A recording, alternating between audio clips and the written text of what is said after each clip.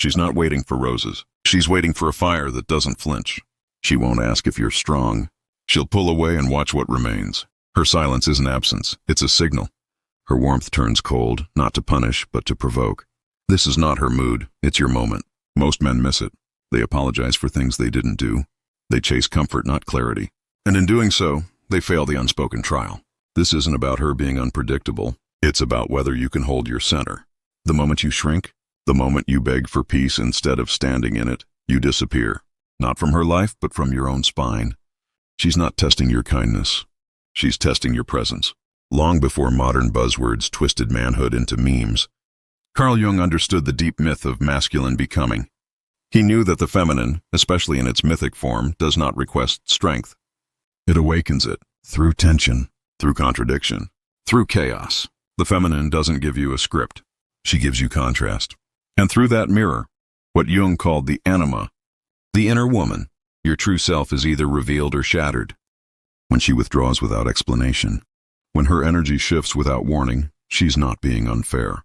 She's pressing against your frame, checking for weakness, not to hurt you but to feel you, to see if there's anything real to lean on. You don't pass this test with logic. You pass by not running, by standing still when her energy becomes a storm. She's not a puzzle to solve, she's a flame. And if you can't stand in the heat, you were never ready to hold her at all. Too many men orbit the feminine like lost satellites. Her moods become their compass. Her reactions become their reality. Why? Because they never claim their own. They never face the woman within the emotional chaos they handed off to every partner, hoping someone else would hold it for them. That's why you feel like you're drowning when she changes. That's why her withdrawal cuts deeper than it should. It's not about her. It's about the part of you you've abandoned. Containment.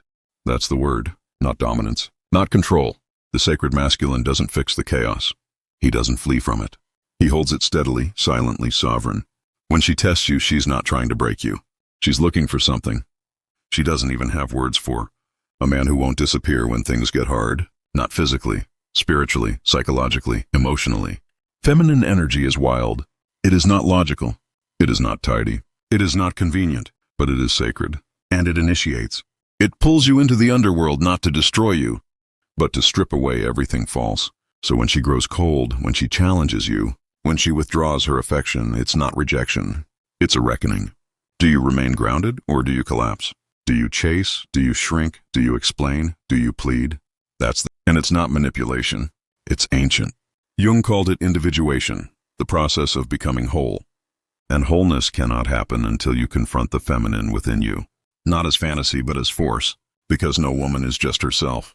She is, on some level, a reflection of the anima, the part of your psyche that holds every longing, every heartbreak, every mystery. And she's not interested in your excuses, not your job stress, not your history, not your polished communication. She wants to know, can you stay still in the storm? Can you hold your frame when everything around you bends? If not, you're not strong. You're reactive. And a reactive man is not dependable. He's forgettable. Eventually, she'll look at you and feel nothing. Not because she stopped loving you, but because you faded into her moods, her needs, her validation. Jung warned, if you don't own the feminine within, you'll project it onto others. That's why she feels like a drug. That's why her rejection cuts like death. You've mistaken her as the source of your worth. But she's not. She's the mirror. And if your identity crumbles when she pulls away, you were never whole to begin with. You were only ever borrowing yourself from her approval. So when she tests you, don't flinch. Don't chase. Don't crumble, stand. Not in arrogance. In anchored presence. Because the test isn't about passing. It's about revealing. She doesn't want a polished man. She wants a whole one. One who knows his fire, his fear, his grief, and doesn't outsource it to her to fix. Most men either become performers or pleasers. They hide their wounds behind charm, or they hide their power behind politeness. She sees both, and she presses, not to hurt but to expose. Because until you show your full self, your depth, your edge, your integrity, you're still wearing a mask. And women, deep women, do not love masks. They may be entertained. They may be flattered, but their soul will never open to something false. She is not asking you to be perfect. She's asking, are you real? And if your love vanishes when she's moody, if your truth dissolves when she's angry, then she was never with a man. She was with an emotional shadow hoping to be held. So don't chase her love. Hold your own. Don't try to impress her. Express yourself. Don't react, respond. That is strength. Not coldness, not indifference, but the kind of anchored presence that makes her feel safe. Not because you control her storm, but because you don't fear it. And when she finally sees that in you, when she pushes and you don't move, when she retreats and you remain, something ancient in her softens. Not because you dominated her, but because for the first time she doesn't have to carry both your weights. And brother, that man, the one who doesn't vanish, is unforgettable.